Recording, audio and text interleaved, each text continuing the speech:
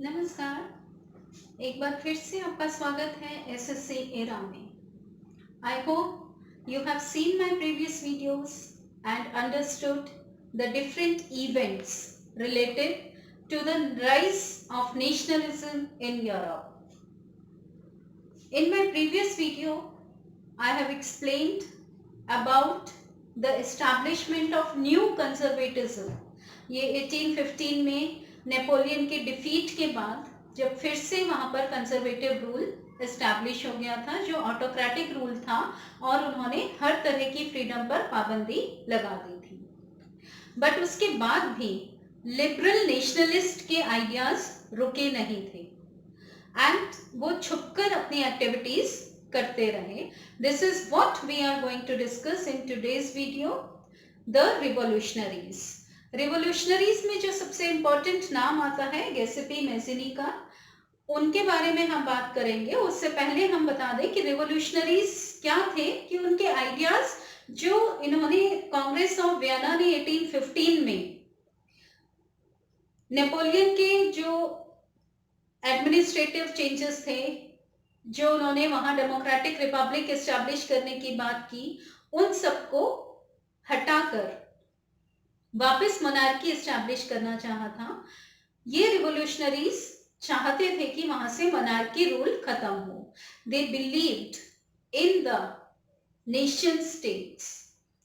वो उन्हीं nation states को, जो आइडिया लेकर हम शुरू से चल रहे हैं इस चैप्टर में, कि जहां यूनिटी हो, अलग अलग राजतंत्रों में जो बटी हुई इटली है, जर्मनी जो अलग अलग हिस्सों में है, वो सब एक साथ आ जाएं। मैज़िनी का मानना था God has created these natural boundaries, so we should not divide them on the basis of ethnicity or language. He wanted Italy should not be the patchwork. He wanted Italy to be a unified nation, unified nation under single rule. And with this idea, Mazzini joined first secret society Carbonari.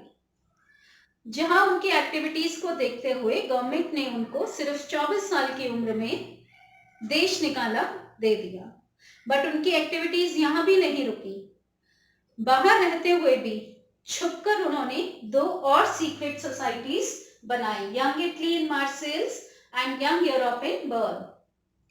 ये जो इनकी secret societies थी, इनका main aim था to train the citizens for the revolutionary work.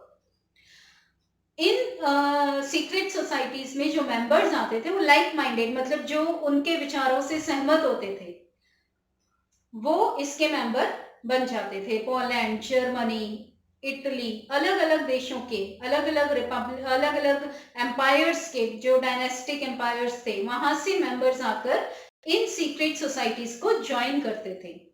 अगर आपको याद हो, आपने कुछ फिल्म्स देखी हो जो भगत सिंह पे बनी है, जैसे the legend of Bhagat Singh etcetera, उसमें भी दिखाया कि कैसे जो हमारी हिंदुस्तान रिपब्लिकन पार्टी थी, चंद्रशेखर आजाद, भगत सिंह वगैरह जो मेंबर्स थे, उन्होंने किस तरह छुप छुप कर प्लान करते थे कि कहाँ कैसे बॉम्ब बनेगा और क्या चीजें, तो वो सीक्रेटली जैसे काम करते थे, उसी तरह से यूरोप की ये सीक्रेट सोसाइटीज भी काम करती थी with their revolutionaries ideas, with the aim to overthrow the monarchy and restore the concept of nation states. तो मैज़िनी के ये एफर्ट्स जो इटली के यूनिफिकेशन में काम आए, उन्होंने इंस्पायर किया जर्मनी के लोगों को भी, और अलग अलग जो यूरोप में कॉन्फेडरेशंस थे, अलग अलग जो मल्टीनेशनल डायनेस्टिक एम्पायर्स थे, वहां के लोगों को, और ये प्रोसेस रिवोल्यूशनरीज का चलता रहा। In next video I will be explaining the activities of the revolutionaries.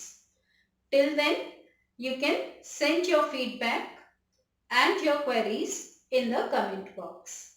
Thank you.